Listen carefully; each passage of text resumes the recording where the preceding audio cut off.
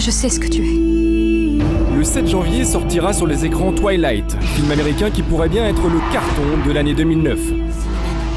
T'as la peau trop blanche, trop froide. Un Roméo et Juliette fantastique qui raconte l'histoire d'amour impossible entre Bella, une adolescente, et Edward, un jeune vampire. Est-ce que tu as peur? Y a-t-il de bonnes raisons de retrouver bientôt Twilight au sommet du box-office? Élément de réponse. Le film est l'adaptation d'un phénomène littéraire mondial, une saga en 4 volumes écrite par Stephenie Meyer, déjà vendue à plus de 18 millions d'exemplaires dans 35 pays. Antoinette Rouvrant est responsable marketing chez Hachette, l'éditeur français de la saga. Elle a vécu de l'intérieur ce succès fulgurant. Stephenie Meyer, c'est un vrai phénomène. Elle était encore inconnue il y a 4 ans. Donc elle a lancé sa saga Twilight, donc qui s'appelle en français Fascination. Elle a lancé il y a 4 ans aux États-Unis. Du coup, c'est une star là-bas. Donc dès qu'elle se déplace, c'est des hordes de fans qui hurlent, se casser les oreilles. L'impact est tel que Time Magazine n'hésite pas à comparer Stephenie Meyer à J.K. Rowling, l'auteur de la série des Harry Potter. Et la déferlante Twilight frappe maintenant la France. Là, sur le tome 4, on sent que c'est en train de vraiment démarrer. C'est-à-dire que nous aussi, on a explosé les ventes sur les premiers jours. On a tiré à 100 000 exemplaires, on était en rupture en 2 jours. On l'a. Mercredi 22 octobre, sortie française du tome 4. Au Virgin des Champs-Élysées, les fans sont bien au rendez-vous. J'ai commencé à lire et voilà, la 10e page, j'étais accro. Je me suis acheté les 3 bouquins en 2 jours. Je lisais dans ma voiture, je ne mangeais même plus. Et le livre crée l'événement en grimpant immédiatement à la première place des ventes, toutes catégories de livres confondus. Ça va être des personnages qui sont assez proches de nous, ils ont les mêmes sentiments, il y a une histoire d'amour. Car la force de Twilight, c'est sa communauté de fans, organisée et surmotivée. Fabien Constant est journaliste télé, il a été surpris par l'ampleur du phénomène aux États-Unis. Le phénomène des fans autour de Twilight est vraiment énorme.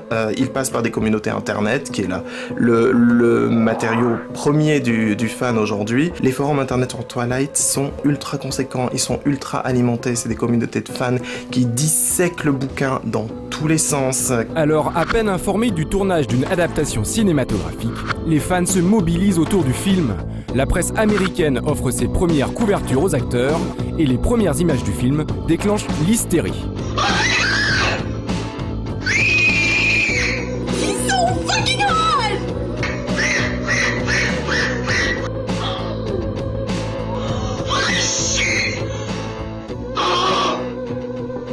Le bon baromètre pour comprendre l'hystérie du fan autour de Twilight, c'est le Comic-Con. C'est l'endroit chaque année à San Diego, au mois d'août aux États-Unis, où les studios présentent un panel de fans, leurs films, leurs prochains projets en développement. Et le panel Twilight au Comic-Con cette année a été un des plus grands moments d'hystérie de l'histoire du Comic-Con.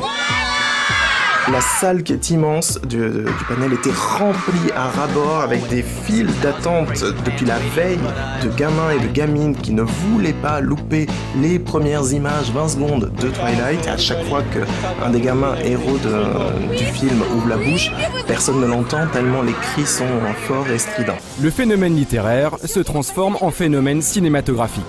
Il a des sens hyper développés. C'est une machine à tuer. On s'est rendu compte, lorsque la bande-annonce a été mise en ligne, qu'elle a été téléchargée 4 millions de fois en 48 heures, ce qui est un chiffre absolument colossal.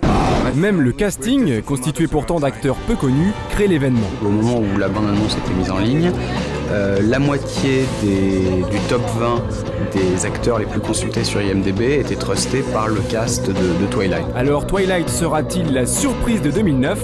Tout est réuni pour avoir un succès cinématographique de l'envergure dans Harry Potter. Tous les lecteurs du livre n'attendent qu'une chose, c'est de voir le film. Et maintenant on a hâte de voir le film, on a hâte de voir ce que ça donne. Réponse dans les salles, le 7 janvier. Plutôt mourir qu'être loin de tout.